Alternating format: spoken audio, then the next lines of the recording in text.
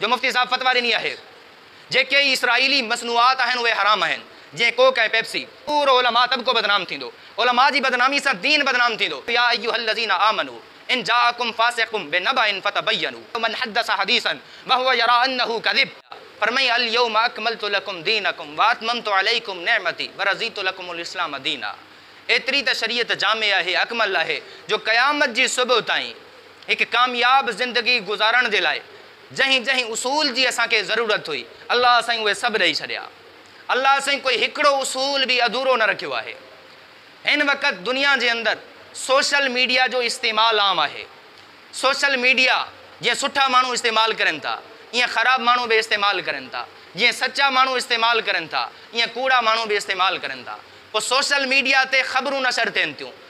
पोइ उहे कुझु ख़बरूं सचियूं बि हूंदियूं आहिनि, कूड़ियूं बि हूंदियूं आहिनि, कुझु अहिड़ियूं ख़बरूं हूंदियूं आहिनि जेकॾहिं उन्हनि खे आम कयो वञे, उन्हनि जे आम करण सां कंहिंजी इज़त मजरू थींदी आहे, झेड़ा थी पवंदा आहिनि, फ़साद थी पवंदो आहे। ऐं जॾहिं तहक़ीक़ कई वेंदी आहे त उहा ख़बर कूड़ी हूंदी आहे। अल्लाह ताला उसूल ॾिनो रसूलुल्लाह सल्लल्लाहु अलैहि वसल्लम जी ज़िंदगी में। अल्लाह सन फरमायो या अय्युहल्लज़ीना आमनू इन जाअकुम फासिकुम बिनबइन फतबय्यनू। जेकॾहिं ईमान वारो तव्हां ताईं कोई ख़बर पहुचे, कोई ॻाल्हि पुॼे, कोई न्यूज़ पुॼे, तव्हां उनजी तहक़ीक़ कयो। इन में सदाकत केतिरी आहे, इन में सचाई केतिरी आहे, इन ख़बर जो हक़ीक़त सां ताल्लुक़ केतिरो आहे।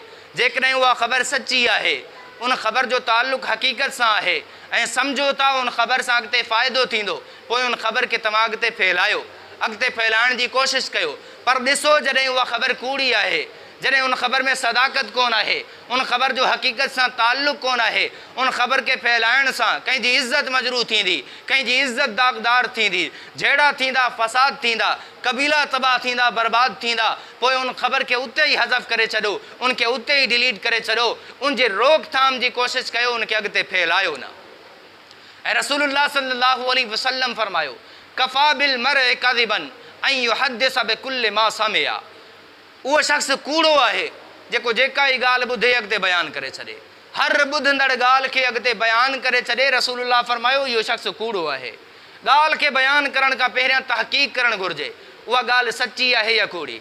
रसूलुल्लाह सल्लल्लाहु अलैहि वसल्लम फरमायो मन हदस हदीसन वहुव यरा अन्नहु कज़िब, कि कोई शख़्स कोई ॻाल्हि अॻिते बयानु करे थो, कोई ख़बर शेयर करे थो ऐं उनखे ख़बर आहे इहा कूड़ी आहे। रसूलुल्लाह सल्लल्लाहु अलैहि वसल्लम फरमायो फहुव अहदुल काज़िबीन, पोइ इहो कूड़नि मां हिकु कूड़ो आहे।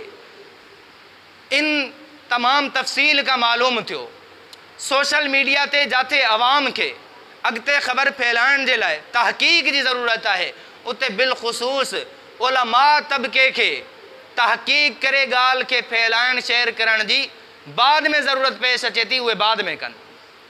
छो त उलमा ज़िम्मेदार आहिनि, अवाम उन्हनि खां दीन सम्झे थी। जेकॾहिं उन्हनि जी इज़त ते दाग़ ईंदो, उन्हनि ते हर्फ़ ईंदो, पूरो उलमा तबको बदनाम थींदो, उलमा जी बदनामी सां दीन बदनाम थींदो।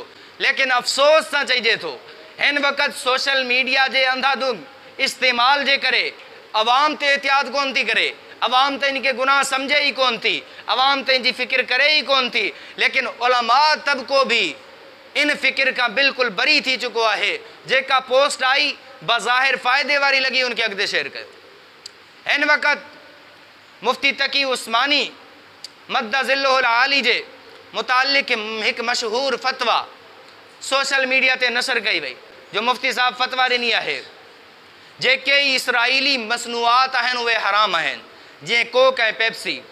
हालांकि जॾहिं तहक़ीक़ कई वई, ख़बर लॻी त मुफ्ती साहिब अहिड़ी कोई फ़तवा कोन ॾिनी आहे, शेखुल इस्लाम अहिड़ी कोई फ़तवा कोन ॾिनी आहे। पर जॾहिं इन पोस्ट खे ॾिठो वियो, अवाम जे अकाउंट ते त इहा शेयर थियल हुई, लेकिन नाले वारा मौलवी साहिबान भी इन पोस्ट के शेयर करन पिया।